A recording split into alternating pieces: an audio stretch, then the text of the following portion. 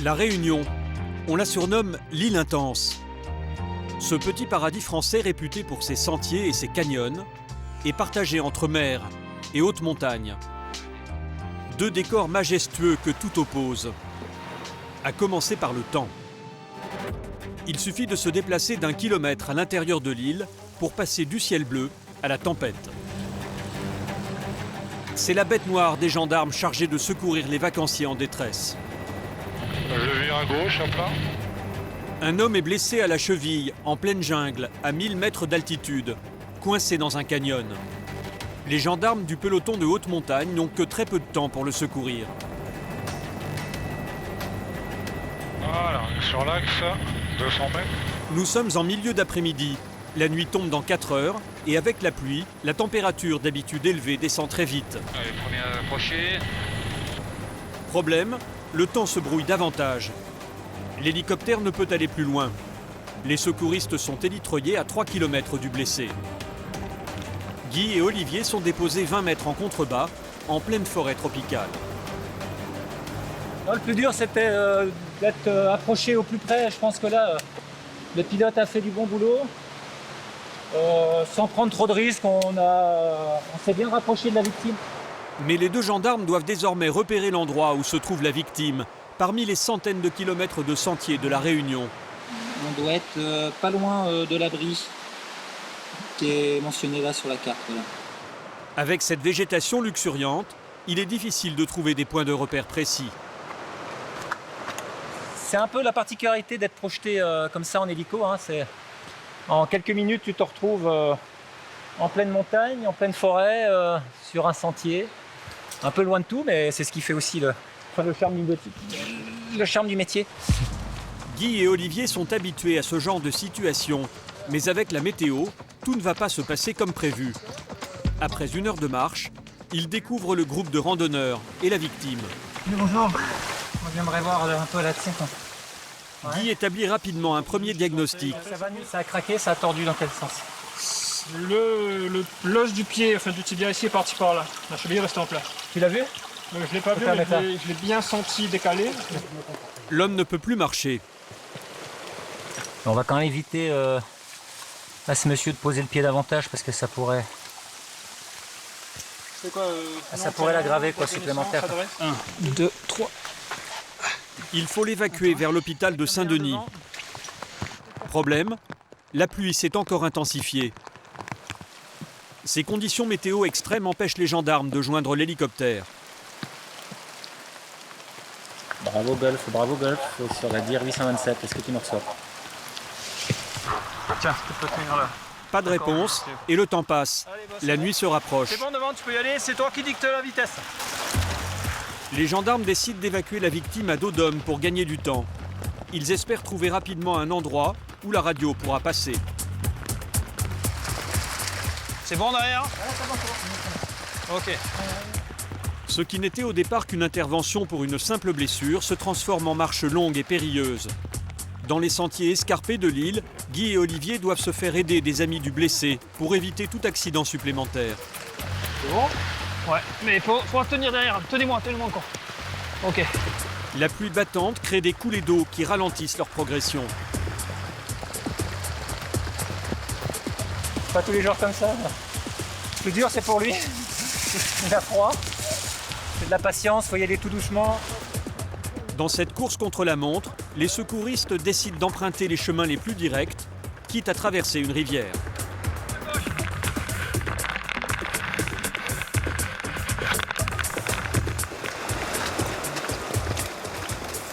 Ce n'est qu'au bout d'1 heure de marche qu'Olivier réussit enfin à joindre l'hélico. Ouais, prends appui sur la chute d'eau, je te dis, on est sur le sentier dans la forêt, mais il y a une trouée où ça peut être rayé. En quelques minutes, le pilote se positionne au-dessus du secouriste. À midi. Continue, on est 60 mètres devant midi. Dans les grands arbres là.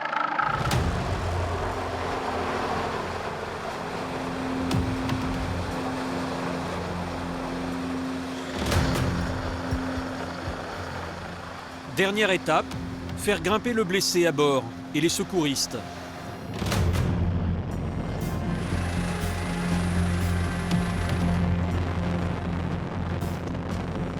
Les randonneurs, eux, ont 1 heure pour redescendre. Ils auront eu une belle frayeur.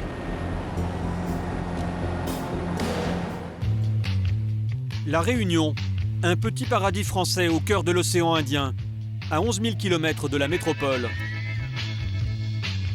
200 km de côtes réparties entre roches, lagons turquoises et barrières de corail. Au centre de l'île, le célèbre piton de la Fournaise, un volcan toujours actif, encerclé de pics et de 3 cirques montagneux. 800 000 personnes habitent avant tout sur le littoral, pour un petit département qui vit essentiellement du tourisme. Les vacanciers du monde entier viennent ici pour les sports de montagne.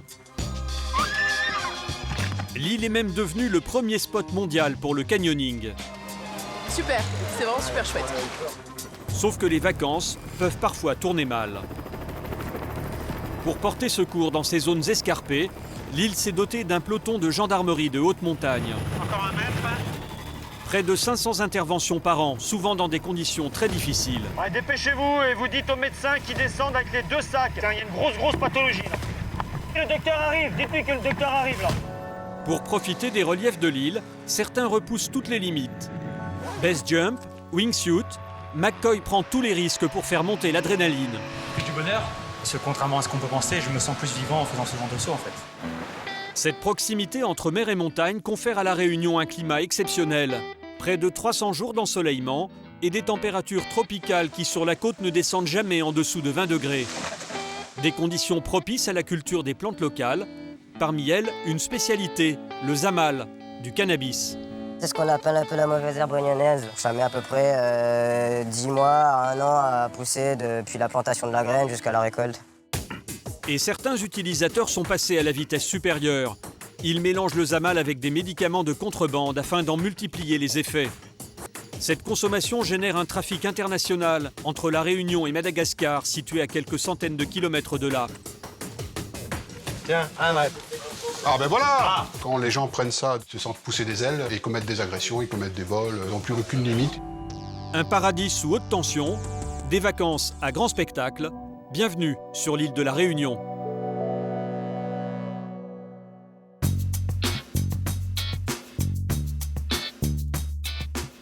Boucan-Canotte, à l'ouest de l'île. C'est dans cette station balnéaire réputée que McCoy a grandi avec Cédric, un ami d'enfance. Alors, La forme? ça va? Tranquille? Je toi? Petit coco?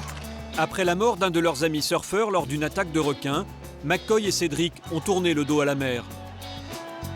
Ça fait combien de temps que vous n'êtes pas revenu sur cette plage? Revenir souvent dans l'eau ici depuis la mort de mon ami. Ça fait mal en fait à chaque fois de revenir ici. Puis on s'est tourné vers d'autres choses après. Lui part dans les airs, moi je vais dans la montagne. C'est un bon délire ouais, que je t'ai trouvé. C'est clair.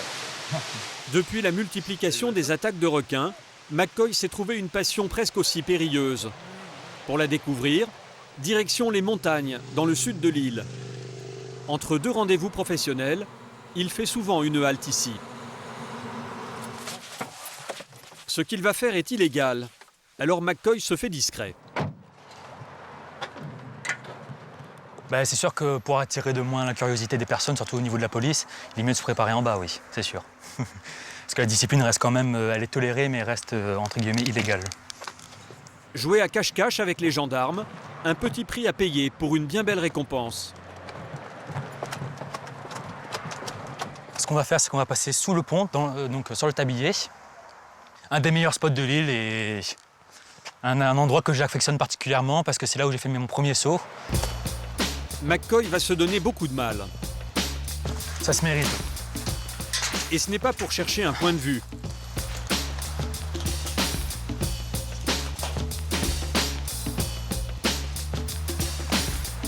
Depuis 3 ans, il profite des reliefs de l'île et de ses points les plus élevés pour vivre 2 secondes de danger. La chute libre, une passion qu'il porte sur lui.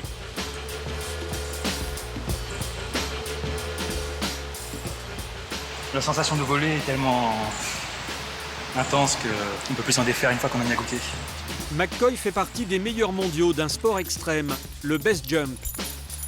L'objectif est d'ouvrir son parachute le plus tard possible, très près du sol.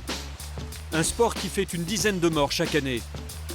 Alors avant de sauter, McCoy étudie tout. Son matériel, comme la météo. Là, je regarde en fait comment le vent évolue sur les feuilles hautes qui sont là-bas. Donc là, on regarde un peu, ça bouge pas trop. Le vent est stable, on peut sentir une légère brise, donc c'est une condition idéale. Dernier détail, et pas des moindres, prévenir les secours de haute montagne. Oui, bonjour, je suis un base jumper, là, je vais sauter au pont dans l'entre-deux. Et je vous rappelle une fois que c'est fait. Si McCoy appelle les gendarmes, c'est que ce lieu est surnommé le pont des suicidés. C'est d'ici que de nombreuses personnes en détresse se donnent la mort. Et le saut de McCoy pourrait inquiéter les automobilistes. Si d'autres personnes me voient en train de sauter, ils peuvent assimiler ça à quelqu'un qui est en train de se suicider. Et ça risque de faire déplacer l'hélicoptère pour rien et de perdre du temps. Ils tolèrent en fait et préfèrent que je les appelle. Comme ça, ils ne se déplacent pas pour rien. McCoy va se jeter d'une hauteur de 112 mètres à peine. Il n'aura que 2 secondes pour ouvrir son parachute. La moindre erreur lui serait fatale. Que du bonheur. Là, c'est justement ce que je recherche, c'est le vide, cette sensation de saut extrême qui permet justement de se sentir vivant. Parce que contrairement à ce qu'on peut penser, je me sens plus vivant en faisant ce genre de saut en fait.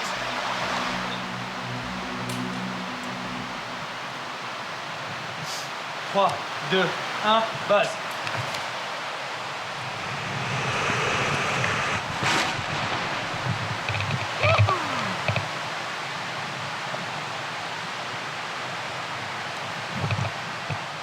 Tout s'est bien passé. Il faut dire que McCoy a sauté plusieurs dizaines de fois de ce pont. Pour à peine 2 secondes de sensations fortes, il va passer plusieurs minutes à ranger son matériel avant d'appeler les secours de montagne pour leur dire qu'il s'est posé sans problème. Reste une demi-heure de marche pour rejoindre la route la plus proche. Au cœur de ces montagnes qui font le bonheur de McCoy, le cirque de Mafat, à 1400 mètres d'altitude. Un lieu isolé, uniquement accessible en hélicoptère ou à pied, par l'un des nombreux sentiers qui le quadrillent. Un paradis pour les randonneurs mondialement réputés. Chaque année, 100 000 marcheurs s'arrêtent pour une nuit dans l'un des 50 gîtes de Mafat. Bonjour. Bonjour. Est-ce que c'est ici le relais de Mafat? Oui, c'est à quel nom votre réservation? Jacques va passer la nuit dans ce relais réputé du cirque. Voilà, donc vous avez les douches et les toilettes à gauche. Et pour la libération des chambres, demain, ce sera avant 10h. D'accord. Voilà, je vous dis à tout à l'heure. C'est une chambre tout confort qui les attend, avec Martin, 15 ans, et ses parents, Joël et Michel. Ouais. Bah, c'est pas mal, ouais. C'est pas mal, c'est coquet. Ah ouais, la douche et tout. Super. Et cerise sur le gâteau, une vue imprenable sur Mafat. Et le calme, c'est ça qu'on est venu rechercher en fait, le calme. Il est 17h, les autres marcheurs rejoignent à leur tour le gîte pour la nuit. Ce soir, ils vont être 34 à manger et dormir au relais de Mafat. Il faut plusieurs heures à pied pour rejoindre cet endroit reculé de l'île. Le relais vit en autonomie totale, groupe électrogène et panneaux photovoltaïques pour l'électricité. Le ravitaillement en nourriture par hélicoptère coûte très cher. Alors le gîte prévoit des réserves pour plusieurs semaines.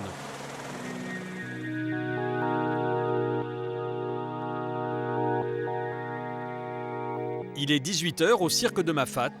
C'est l'heure du dîner. Après l'effort, le réconfort. Il y a du monde, hein? Les randonneurs retrouvent les autres résidents du gîte et une petite surprise les attend. Alors, c'est un petit peu maison. C'est du jus d'orange.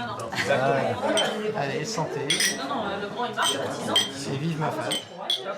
Ce soir au menu, 2 plats typiques de la Réunion, cuits au feu de bois.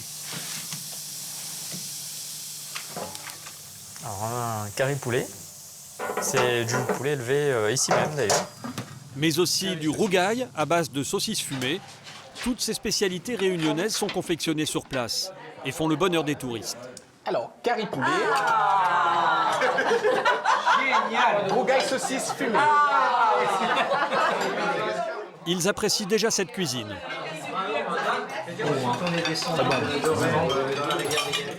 Malgré la bonne humeur, la soirée sera de courte durée. La fatigue va pousser Joël et sa famille au lit dès 21h. Le lendemain matin, la pluie est au rendez-vous. Mais il en faut plus pour décourager les randonneurs. Allez, prêt pour de nouvelles aventures. Alors que certains reprennent les chemins pour continuer à travers le cirque, Joël et sa famille vont redescendre dans la vallée.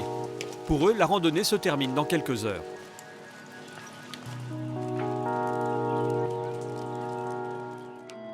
Retour à Saint-Denis, au PGHM. Le cirque de Mafate, avec ses milliers de visiteurs, est un endroit que les gendarmes du peloton de haute montagne connaissent bien. Hola. Salut Guy. Ça va? 11 hommes entraînés à sauver des vies dans des conditions périlleuses. Chaque année, ils interviennent près de 500 fois. Ça, Cédric? Ils portent secours à des randonneurs, des coureurs ou des amateurs de canyoning qui viennent profiter de cette île mondialement connue pour ses reliefs extrêmes. Comme quoi, il y a tout le monde. Cet après-midi, un appel de détresse. Aujourd'hui, Yannick fait équipe avec David. Allez. Une mission très particulière les attend. Les deux sauveteurs n'ont que très peu d'informations concernant leur intervention. Des randonneurs les ont prévenus qu'un homme est très mal en point aux abords d'une falaise. N'en sachant pas plus sur son état de santé, ils doivent emmener un médecin du SAMU de l'hôpital de Saint-Denis. Le type il titube, surtout dans une zone relativement escarpée, dans les lacets de la montée du Taibit. L'homme ne semble plus vraiment conscient de ce qu'il fait. Une chute dans les ravins qui bordent les sentiers de la Réunion, et c'est la mort assurée. Retour au cirque de Mafate, au centre de l'île. Vous êtes avec eux? Ouais, regarde, si le porte, non, regarde. Ouais, il est là, il est là. Ok. L'homme est très rapidement localisé grâce à l'aide des randonneurs qui ont décidé de ne plus le quitter des yeux. Yannick et David arrivent sur place. Bonjour. Marc. Asseyez-vous, monsieur. Asseyez-vous. L'homme peine à tenir debout. Le médecin tente d'en savoir plus. La victime a parcouru plusieurs kilomètres dans la montagne uniquement chaussée de tongs et a fait quelques chutes. Bah là, parce que là vous n'êtes pas en état là, d'accord? Vous êtes blessé là, vous êtes tombé? Ouais, il a dit en tombant. D'accord. Vous n'avez pas de douleur là quand j'appuie? Si. Où ça? Montrez-moi. Avant j'oublie, merci pour lui. Détendez-vous. Il est tombé, parce qu'il a un peu une marque des raflures sur le visage. Il y a des secteurs sur le sentier où il y a plus de 80 mètres de vide. Donc tout simplement, c'est qu'il peut tomber en contrebas du sentier. Miraculeusement, il semble indemne. En fait, le médecin a très vite compris le problème. L'homme est complètement ivre. Il décide de le ramener à l'hôpital pour s'assurer qu'il ne s'est pas blessé plus gravement. Bougez pas. Mais le promeneur, trop éméché, ne comprend pas ce que le docteur lui demande. Et il commence à paniquer. Tu vas couper ma jambe ou quoi? Pourquoi couper ta jambe? T'as mal? La jambe là? On a la jambe? T'aimes plus les jambes ou bien? Et son délire ne fait que commencer. Désormais, il n'arrive même plus à articuler, ce qui rend la suite plus compliquée pour le médecin. Épilepsie, d'accord. Et ça, c'est à cause de l'alcool? Les sauveteurs ne sont pas au bout de leurs difficultés. On va descendre tranquillement en hélicoptère. Hein? Maintenant. Là, de suite, là. Maintenant. On va faire un petit tour en hélicoptère, ok? Maintenant. Là. Viens avec nous. Ok, ça marche. Ça n'a pas l'air difficile de faire. Ouais, c'est David. Si, ça va aller. Si, il comprend, mais bon, il est un peu... Merci. Un peu étourdi. Un peu étourdi, c'est normal. Eh oui. Allez, tu viens avec moi? Non. S'il te plaît. Tu viens avec nous? C'est l'hélicoptère, Non. Alors, écoute-moi, tu vas te redresser. Hop. Les sauveteurs insistent. Le danger est que sous l'effet de l'alcool, l'homme s'endorme et passe la nuit dehors à 1500 mètres d'altitude. Il ne va pas être facile à convaincre. Inquiet, il commence à avoir peur des gendarmes. C'est simplement pour te transporter l'hélicoptère, c'est tout. C'est pas pour t'emmener nulle part, c'est pour aller à l'hôpital, c'est tout, d'accord? Non, mais c'est pour aller à l'hôpital. Tu mènes pas en prison, ça? Non, Non, je te garantis que jamais, non. jamais. D'accord, tu Hein? Mais non, Hein? non, non, Non. jamais, jamais. Tu me fais confiance? Tu me fais confiance? Allez, on y Allez, va. on y va. Ils sont en jaune, ils sont pas en bleu, ils sont en jaune. D'accord? Assieds-toi là-dessus. L'homme finit par accepter de monter dans l'hélicoptère. Voilà, tu tiens ça comme ça, mais moi tu me tiens pas. S'il y a besoin de faire quelque chose. Ok, t'as l'air dégagé là-bas. Ouais. Allez, porte fermée, verrouillée. Sous l'effet de l'alcool, il va s'endormir en quelques secondes. Après une nuit en observation, il ressortira de l'hôpital avec seulement quelques contusions. Au même moment, dans le cirque de Mafat, nous retrouvons McCoy.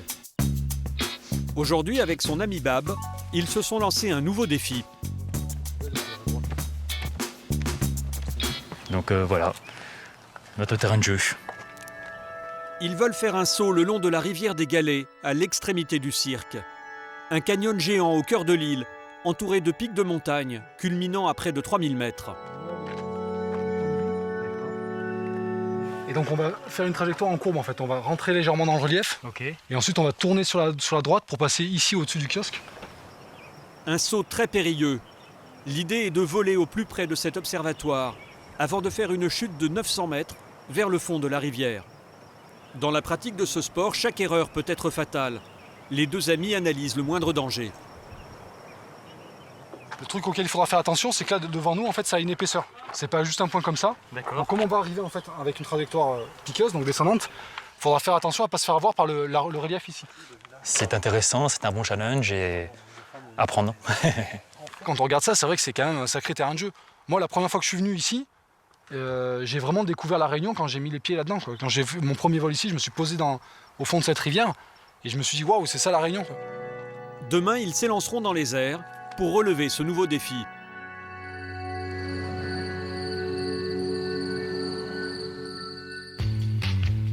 Des reliefs si différents sur seulement 200 km d'îles volcaniques, une particularité unique au monde. Autre caractéristique de l'île de la Réunion, son climat tropical, 30 degrés toute l'année. Ici, une plante qu'on appelle le zamal pousse comme de la mauvaise herbe. Elle fait le bonheur des dealers et des consommateurs de drogue. En fait, il s'agit d'une variété de cannabis. Dans ce jardin, à l'abri des regards, celui que nous appellerons Karl en cultive. Donc ça, c'est le zamal. Une grosse touffe. Sur les côtes de l'île, les températures tombent rarement en dessous de 20 degrés. Ici, le zamal pousse très facilement et presque partout. C'est ce qu'on appelle un peu la mauvaise herbe réunionnaise. Ça met à peu près 10 mois à 1 an à pousser depuis la plantation de la graine jusqu'à la récolte.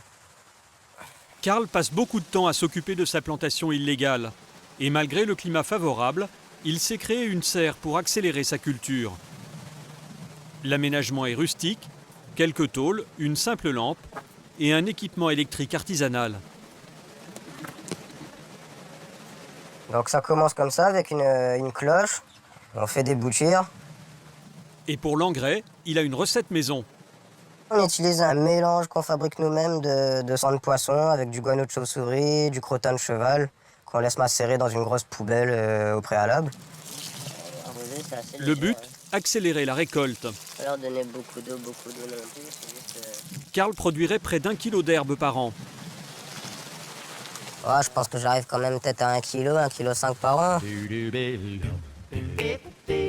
Cultiver du zamal est illégal. Pourtant, Karl n'y voit rien de choquant.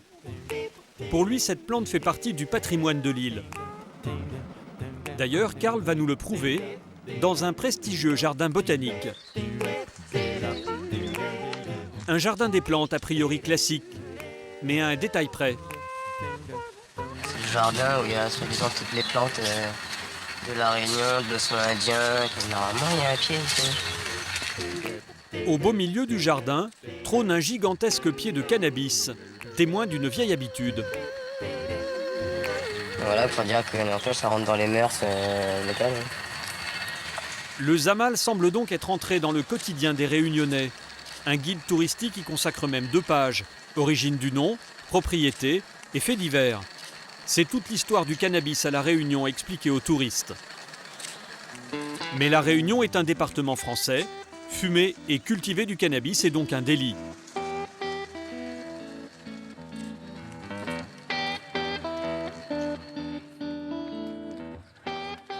Mais Alors, voilà, un bon dernier plan, la péter. Extrait de sa dernière culture. Lenny lui aussi en cultive, mais les deux amis ont pris l'habitude de tester ensemble leurs différentes productions. Tiens.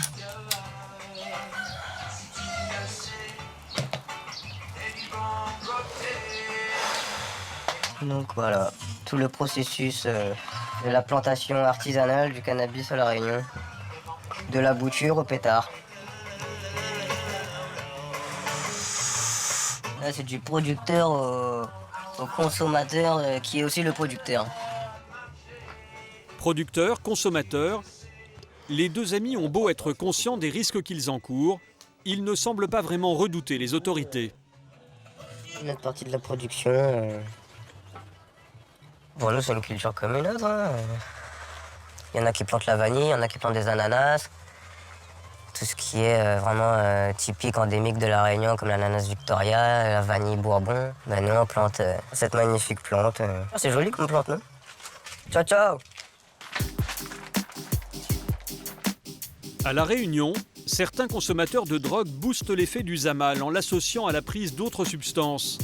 Un cocktail explosif dont les effets sont dévastateurs. Commissariat de Saint-Denis, brigade des stupéfiants. Depuis plusieurs années, Arnaud et ses hommes sont confrontés à un trafic très particulier. À La Réunion, très peu de drogue dure circulent. Alors les consommateurs ont trouvé une alternative. Ils détournent des médicaments de contrebande pour, comme ils disent, se mettre l'effet, c'est-à-dire se défoncer. Ces produits sont destinés à l'origine à soigner la maladie de Parkinson ou à lutter contre l'épilepsie. Cette consommation a explosé sur l'île et génère un trafic international estimé à plusieurs millions d'euros. Tous les moyens sont bons pour importer les cachets sur le sol français.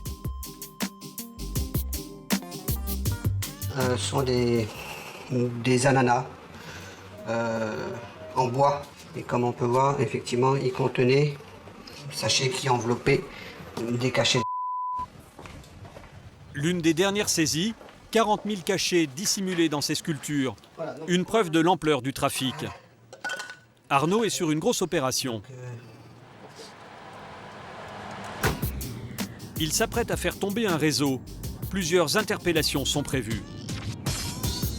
L'enquête a pris près de 2 ans. Le réseau de trafiquants opère depuis la ville du Port, à quelques kilomètres de Saint-Denis. Le mode opératoire des trafiquants, acheter en gros des médicaments à Madagascar, l'île voisine où ils sont en vente libre. Puis la marchandise est acheminée par bateau jusqu'à La Réunion. Les cachets arrivent ici, un port gigantesque, soit par la zone de fret, soit par bateau de pêche. Les grossistes les récupèrent régulièrement et ils les revendent à des dealers en ville. Arnaud et ses hommes surveillent donc particulièrement cette zone.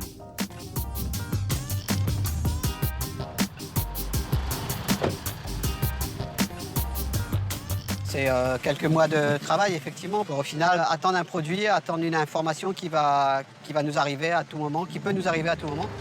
L'information que les policiers attendent d'une minute à l'autre, c'est la confirmation d'une nouvelle livraison. Et après 2 ans d'enquête, la bonne nouvelle finit par tomber. Sans plus attendre, Arnaud et ses collègues foncent au domicile d'une personne placée sous surveillance depuis 1 an. Il s'agit de la tête du réseau. Elle passe commande et livre ses revendeurs. Il faut faire vite, avant que ce grossiste n'écoule sa marchandise. Direction une cité sensible de la ville du Port. Pour intervenir dans ce quartier de l'île, Arnaud a demandé du renfort. Au total, 9 policiers. Ici, les gens ont souvent des couteaux, des sabres à canne, ont souvent des armes à feu. Donc, en cas d'agression, légitime défense, on utilise cette arme. Pour plus de discrétion, le policier ne va pas entrer en force. Simplement frapper à la porte, comme un ami. Maman est là? Elle est là, maman, ou pas? Elle rentre. La personne qu'il recherche, c'est cette femme. Elle serait la tête du réseau de trafiquants de médicaments. Face aux policiers, elle joue l'incompréhension. Madame, vous savez pourquoi on est là ou pas? Non? Bon, vous allez savoir après. Venez. Après 2 années d'investigation, Arnaud a amassé des preuves. Il est sûr de lui et il n'a pas très envie de traîner dans le quartier. D'autant qu'il souhaite arrêter les revendeurs dans la foulée. Il aimerait trouver rapidement les médicaments. Il a deux solutions. Ou donne-moi le produit, ou sinon il retourne tout ici. Toutes. Tant que ne trouve pas ce que m'y cherche, il retourne toutes. La suspect finit par révéler l'endroit où elle cache une partie de sa marchandise. Après. Plusieurs centaines de cachets dissimulés dans le placard de la cuisine. Mais Arnaud ne s'arrête pas là. Pendant que ces hommes continuent à fouiller la maison, lui cherche à confirmer ses informations sur la manière dont la drogue arrive en France. Comment, la rentrée comment, madame? Elle est venue comment ici, la Réunion? Par avion, par conteneur, par bateau, comment elle est venue? Dis-moi tout de suite. Et pour prouver qu'elle se fournit bien à Madagascar, le policier lui demande son passeport. Non, pas passeport, ça va. Le passeport, c'est les. Je vais regarder le passeport, s'il y a eu des... Si elle a voyagé ces derniers temps. S'il y retrouve des cachets de Madagascar, ce sera la preuve qu'elle s'y est rendue récemment, sûrement pour rencontrer ses fournisseurs. Mais la femme tente une nouvelle esquive. Elle possède la double nationalité. Elle a donc donné son passeport français avec lequel elle ne voyage jamais. Ah, mais mis-moi un autre passeport. Ou dans moi, un passeport, il correspond pas du tout. Les policiers finissent par mettre la main sur le deuxième passeport. Avec lequel... Voilà, 29 avril 2014, donc arrivé ici à La Réunion. Elle revient de Madagascar il y a quelques jours. Et rien que le dernier mois, la femme s'y est rendue 4 fois. Arnaud a une preuve supplémentaire. Il va intervenir chez d'autres personnes dans la matinée. Mais cette première perquisition lui donne déjà satisfaction. Voilà ce qu'on a saisi dans quelques échantillons. Hein. Elle a dit que c'est du... Quand les gens prennent ça donc, en associant avec de l'alcool ou du cannabis, voilà, ça produit un autre effet que le médicament tout seul. Ça, ils passent à l'acte, c'est-à-dire ils deviennent plus forts, ils se sentent pousser des ailes et ils commettent des agressions, ils commettent des vols, voilà. Ils ont plus aucune limite, ils deviennent agressifs, voilà. C'est c'est beaucoup le danger de l'association de ce genre de médicaments avec d'autres produits. Même si la prise est bonne, le policier est déçu. Selon les informations qu'il a reçues, la livraison était beaucoup plus importante. Donc, pour l'instant, effectivement, on a trouvé un peu de produit, donc c'est une bonne chose. C'est que ça confirme un petit peu tout le travail qu'on a réalisé pendant à peu près 1 an et demi. Mais on est persuadé qu'il manque quand même une grosse partie. Malgré la réactivité des policiers, la femme a eu le temps de revendre une partie de sa marchandise. C'est grâce aux écoutes téléphoniques que les policiers savent exactement où aller chercher, à quelques mètres de là. Cette fois, c'est un proche de cette femme qui est visé par la perquisition. Votre frère, écoute-moi, votre frère l'a mettre produit ici. Il faut nous trouver le produit. On est peut-être pour rien, mais c'est pas ça. La femme ne semble pas au courant des activités illégales de son frère. Où c'est sa chambre? Il y a sa chambre là, mais le produit, mais il connaît Attention. pas le produit, monsieur. Il ne va falloir que quelques secondes aux enquêteurs pour faire une première découverte. Déjà, moi, on a 2 roues de Zamalté là. Ça, c'est où cadre, ça? Ou les responsables? Mais il peut pas être responsable. Si, madame. Dans ces feuilles de journaux, du cannabis prêt à la vente. Mais les policiers sont venus chercher autre chose, alors ils continuent à fouiller la chambre. Une dizaine d'euros. On est obligé de vérifier si le produit n'a pas été ramené ici. Tiens, arrête. Ah ben voilà. Ben voilà, viens voir. Venez voir du cannabis. Approchez-vous s'il vous plaît là. Regardez ce qu'on a trouvé dans le sac là. Et comme dans la maison de la présumée chef de groupe, les policiers découvrent une importante quantité de médicaments. La preuve qu'elle avait eu le temps de fournir un dealer en vue d'écouler la marchandise. Donc voilà, est-ce que notre objectif a dû lui refourguer tout à l'heure. Donc une quantité assez importante malgré tout. C'est quelqu'un qui visiblement, c'est un dealer. Hein. Et voici justement l'homme qui est soupçonné d'écouler la drogue. Grossiste, dealer de rue, c'est tout un réseau qui est en train de tomber ce matin. Mais la perquisition réserve une autre surprise. Arme. Allez, l'arme. On essaie de conserver les traces à indice. Un fusil et même un sabre dissimulé dans une canne. Ça c'est dangereux ça. Très dangereux ça. Dans un tiroir, des balles et des cartouches. Le dealer était prévoyant. Et pour compléter cette perquisition, les policiers vont trouver de l'argent liquide. Madame, ça fait 100 € là-dedans. De l'argent qui proviendrait lui aussi de la revente de drogue. Sans doute la recette de la veille. L'homme va être emmené en garde à vue pour s'expliquer. Ce trafic qui dure depuis plusieurs années est particulièrement lucratif. Arnaud estime qu'il rapporterait plus de 200 000 € par an aux membres de ce réseau. Les 2 perquisitions ont fait beaucoup de bruit dans le quartier. Pour les policiers, il est temps de partir. On va quitter les lieux quand même. Pourquoi? Qu'est-ce qui se passe? Parce que c'est un petit peu ici, ça se rassemble très vite. Retour au commissariat de Saint-Denis. Arnaud va faire les comptes de la prise d'aujourd'hui. Bon, alors on a quoi exactement? Celle-ci est bonne, 1200 cachets, pour un prix de revente estimé à plus de 6 000 €. Et particularité cette fois, donc les sachets, je crois qu'ils sont là. Les cachets ont été retirés de leurs emballages originaux, puis reconditionnés dans ces petits sachets en plastique. En notant les pilules de leur plaquette originale, les dealers effacent les preuves. Plus de numéro de série, impossible pour les policiers de remonter aux revendeurs malgaches. Aujourd'hui, 4 personnes ont été interpellées. Elles ont été placées en détention en attendant leur jugement.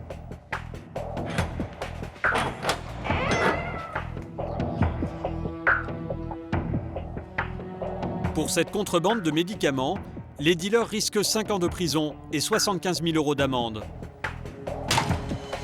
Chaque année, ce sont plusieurs dizaines de milliers de cachets qui sont revendus sur l'île de la Réunion. Le lendemain matin, à l'autre bout de l'île, au cœur des gigantesques montagnes volcaniques, le tourisme est roi. En une décennie, la Réunion est devenue le spot mondial pour les pratiquants du canyoning. Une activité qui consiste à descendre le long des rivières en rappel, façon alpinisme. Chaque année, plusieurs milliers d'aficionados profitent des canyons exceptionnels qu'offre l'île. Sa réputation, la Réunion la doit à ses multiples torrents et cascades qui permettent des descentes spectaculaires. Mais il y a aussi des parcours pour débutants. Emeric fait partie des professionnels de l'île. Il enseigne ce sport et sécurise les sites. Il va encadrer un groupe. On va aller au camion. Je vais vous expliquer le matériel. La plupart d'entre eux viennent de métropole. Ils vont découvrir les canyons de la Réunion pour la première fois. Emeric ne plaisante pas avec la sécurité.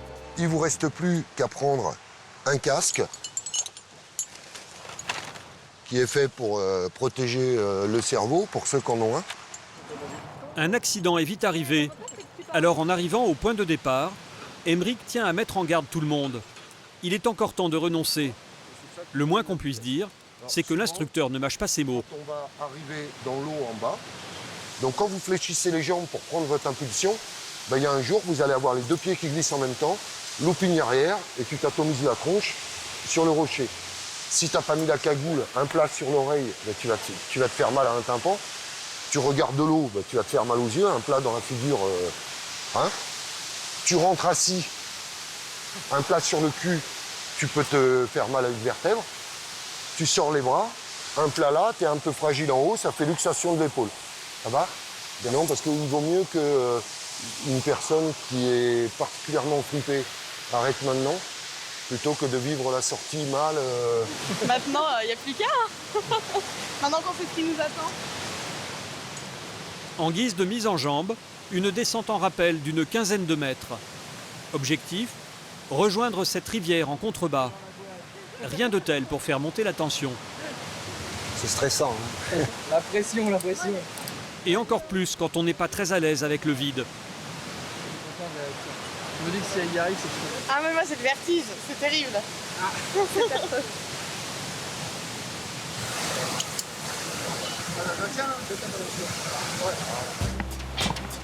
C'est parti pour 4 heures de découverte et de sensations fortes. Les débuts sont hésitants, mais très vite, les 6 amis se prennent au jeu des sauts, des toboggans et des descentes en corde le long des parois.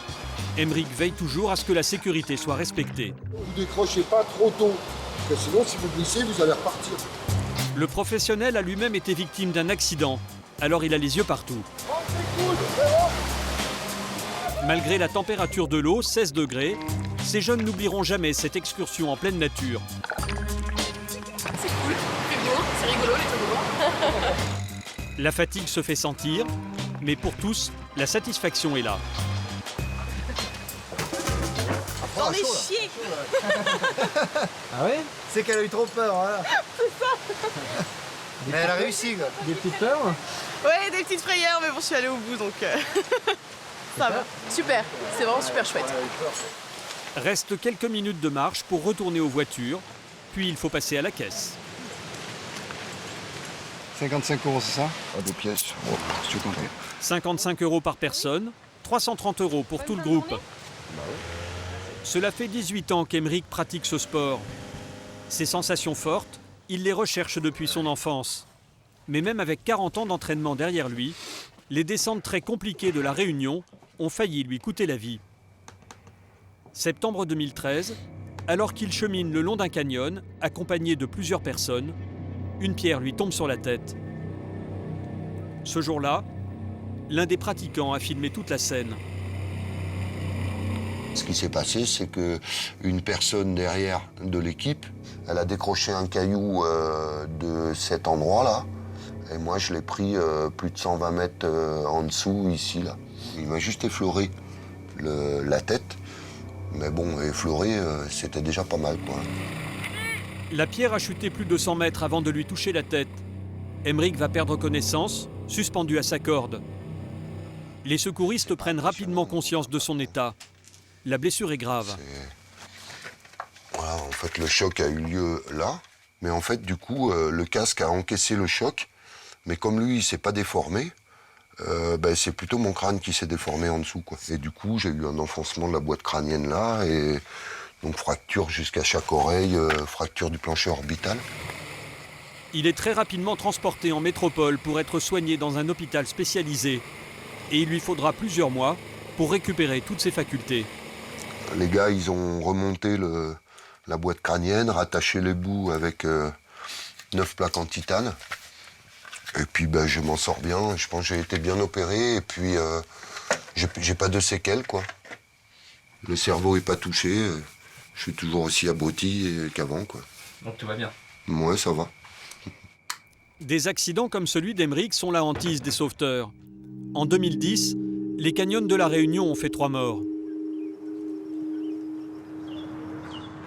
Saint-Denis, peloton de gendarmerie de haute montagne. Il est 10 h, un dimanche matin comme un autre. Le téléphone est muet. Le matériel de secours figé dans l'attente d'une prochaine intervention. Mais la tranquillité ne va durer qu'un temps. Une dure journée attend Olivier et Yannick. Un accident vient d'avoir lieu.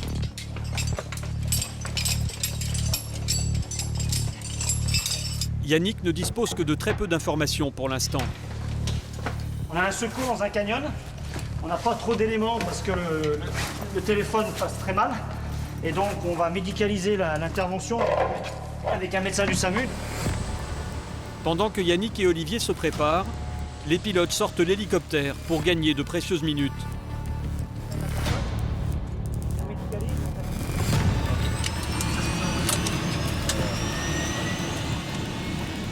Intervenir dans les gigantesques canyons est particulièrement périlleux. Ce canyon-là, il a des grosses verticales, donc ça peut être vite compliqué si la victime, par exemple, est inconsciente. Il va falloir faire vite et ça devient vite très technique. On a très peu d'éléments, donc on ne sait pas trop. On sait que c'est une chute de pierre. On ne sait pas si la personne a été touchée en étant sur le relais ou touchée même sur la descente en rafale. Donc voilà, on va découvrir la chose. Donc ça complique, on a du mal, on ne peut pas trop anticiper sur la situation. Les accidents de canyoning sont nombreux à La Réunion, plus de 20 par an. Et Yannick le sait, ils sont graves la plupart du temps. Il faut faire vite pour localiser la victime et l'évacuer. Problème, les canyons de l'île sont très longs et pleins de recoins inaccessibles. L'hélicoptère remonte le long de la rivière Saint-Denis à la recherche du groupe en difficulté. En moins de 5 minutes, il est repéré, au milieu de cette cascade. Tu me dis pour la porte, Sylvain? Oui, c'est bon pour la porte. Allez, j'ouvre à droite. Allez, porte ouverte à droite. L'approche est compliquée. Impossible pour l'hélicoptère de se rapprocher de la paroi. Ok. Allez, sur le patin. Allez, je peux envoyer? Ouais, c'est parti. Allez, c'est parti, j'envoie. Yannick et Olivier vont donc être déposés grâce au treuil. Ok, et ben écoute, à droite pour 5 mètres. À droite 5. 4 mètres. 3 mètres. La manœuvre pour le pilote est extrêmement délicate. La moindre erreur pourrait projeter Olivier contre les rochers. Maintenant, tu vas à droite de 2 mètres, 1 mètre, encore 1 mètre. Hop en avant, bonne position, bonne hauteur. C'est maintenant au tour de Yannick de descendre avec le matériel de premier secours. Les autres, ça va? Ce groupe de 5 amis était parti pour descendre le long de la cascade. Un parcours compliqué, mais accessible à ces camionneurs expérimentés. Pourtant, la descente s'est très mal passée. Une femme de 36 ans est allongée, quasiment inconsciente. Son état semble grave. Oh, comment elle s'appelle? Bonjour. Ira. Ira, ouvre les yeux. Ira. Ira. Allez, reste avec nous. Ouais. Au niveau du crâne, il n'y a rien du tout. Pendant qu'elle descendait cette paroi en rappel, une énorme pierre s'est décrochée et l'a frappée au niveau du torse, une centaine de mètres plus bas. La situation est critique. Bravo golf de Yannick. Médecin rapidement et la perche à l'issue. Allez, Ira, tu restes avec nous. Dans 5 minutes, t'as le médecin qui arrive. Yannick sait qu'il ne peut rien faire seul. La victime a besoin d'importants soins en urgence. Bravo Charlie de Yannick en direct. Ouais, dépêchez-vous et vous dites aux médecins qui descendent avec les 2 sacs. Grosse pathologie, sac à oxygène et sac médical. Avec sûrement une grosse hémorragie, côte fracturée et également peut-être obligation d'intuber. Il faut tous les sacs, hein. Il y a une grosse pathologie là. Le docteur arrive, dites-lui que le docteur arrive là.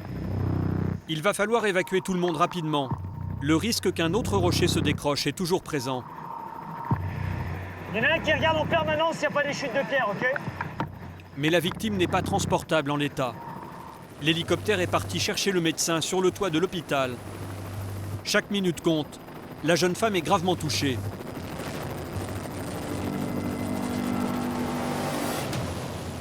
Le médecin va être treuillé auprès de la victime.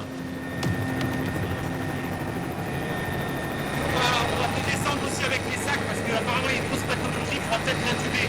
Il faut l'oxygène. Donc je vais descendre aussi les sacs. En moins de 2 minutes, l'hélicoptère est de retour sur les lieux de l'accident. Le médecin arrive enfin sur place.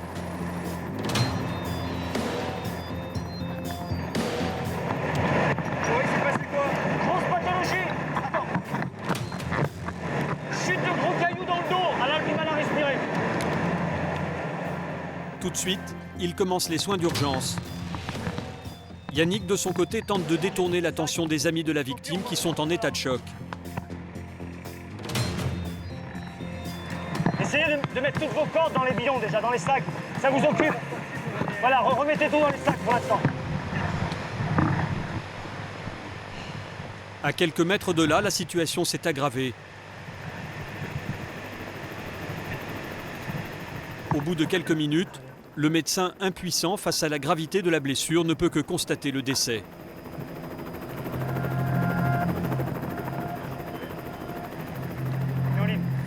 La zone reste dangereuse. Il faut évacuer tout le monde au plus vite. Et stop en avant. Ok, il attrape le crochet, il s'accroche, mise en tension du câble. Ok. À l'intérieur de l'hélicoptère, l'atmosphère est pesante.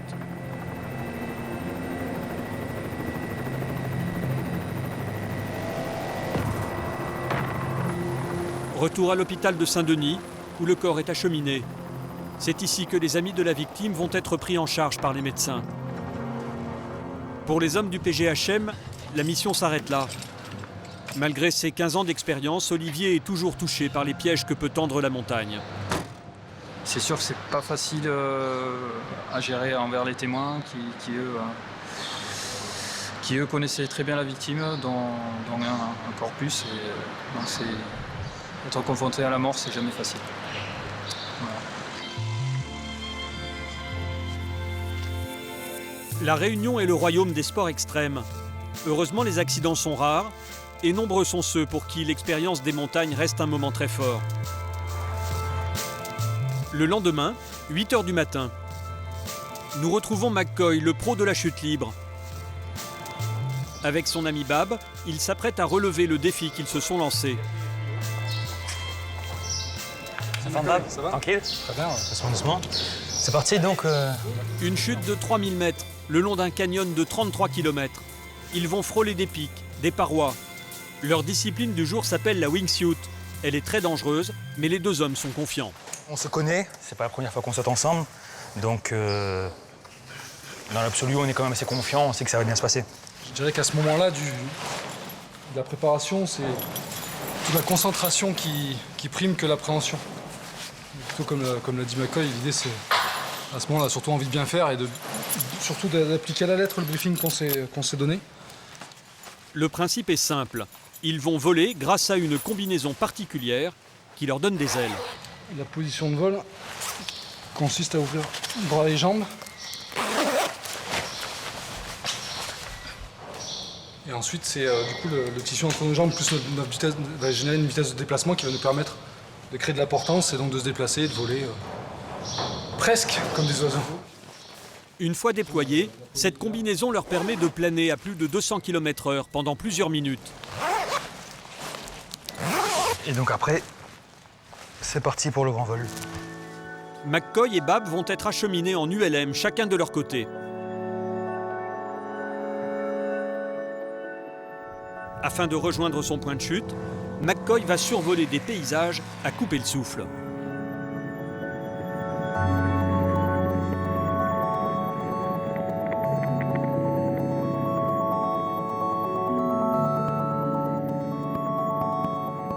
C'est au-dessus du cirque de Mafate qu'ils vont se jeter dans les airs.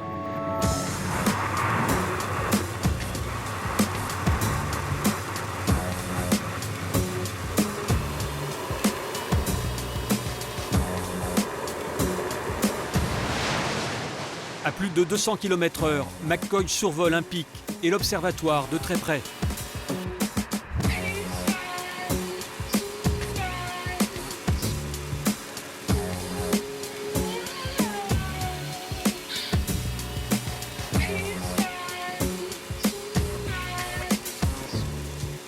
Puis il se rapproche des parois.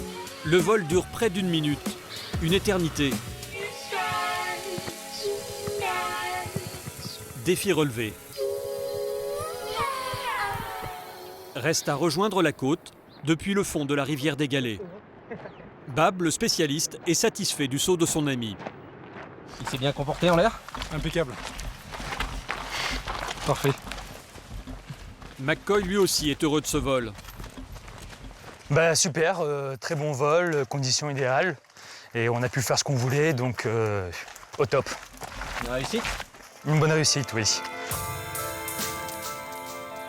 Grâce aux conditions météorologiques exceptionnelles, McCoy peut assouvir sa passion toute l'année. Entre mer et montagne, ce sont chaque année 450 000 touristes qui viennent découvrir l'île de la Réunion.